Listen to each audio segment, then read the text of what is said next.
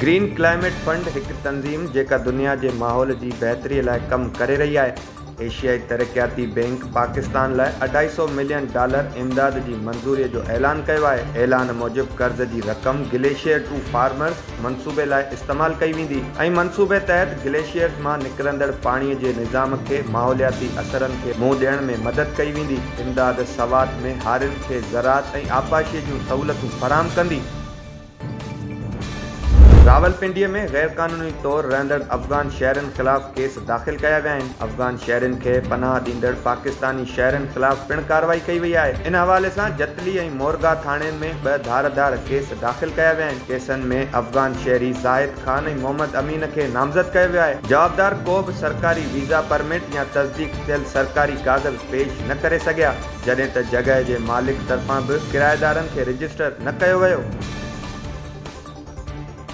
इस्लामाबाद की district and session अदालत अगूणे वडे वज़ीर KPK अली अमीन गंडापुर की गिरफ्तारी ऐं खेस अदालत में पेश करण जो हुक्म ॾेई छॾियो। जुडिशल मैजिस्ट्रेट मुबशिर हसन चिश्ती अली अमीन गंडापुर खिलाफ शराब ऐं हथियार हथ करण वारे केस की ॿुधणी कई। KPK जो अगूणो वॾो वज़ीर ऐं संदसि वकील राजा ज़हूरुल हसन भी अदालत में पेश न थियो। अदालत तरफां अली अमीन गंडापुर के पेश न थियण खिलाफ गिरफ्तारी जोगा वारंट जारी किया विया आहिनि। अदालत केस की ॿुधणी 11 नवंबर ताईं मुलतवी कंदे अगूणे वॾे वज़ीर अली अमीन गंडापुर के गिरफ्तार करे अदालत में पेश करण जो हुक्म ॾेई छॾियो।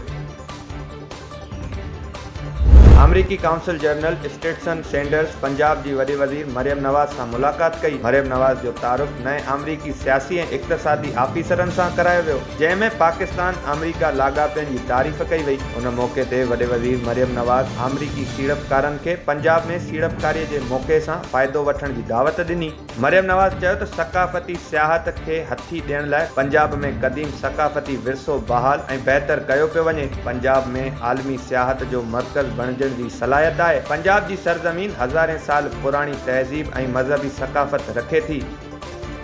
सीनियर सूबाई वज़ीर शर्जील इनाम मेमण की सदारत हेठ सिंध काबीना हेठ हलंदड़ कमेटी जो इजलास थी गुजरियो। इजलास में सूबाई वज़ीर नासिर हुसैन शाह, मुकेश कुमार चावला, ज़ियाउल हसन लंजार, अली हसन ज़रदारी, लाॻापन खातन के सेक्रेटरीज़ और आला ऑफिसरन शिरकत कई। उन मौके ते मुख़्तलिफ़ खातन पारां सरकारी गाड़ियों की अलाटमेंट, मरम्मत और इस्तेमाल जो तफ़सीली जायज़ो पेश किया वियो। कमेटी कानून, लोकल गवर्नमेंट, घरू खाते, इतलात खाते, anti corruption, universities and board की वज़ारतुन लाइ नई गाड़ियों की खरीदारी की जरूरत और माली नतीजन ते गौर कयो। शर्जील मेमण चयो त सूबाई पॉलिसी तहत सरकारी गाड़ियों की खरीदारी, इस्तेमाल के सभिनी मरहलन की शफ़ाफ़ियत के यकीनी बनायो वेंदो।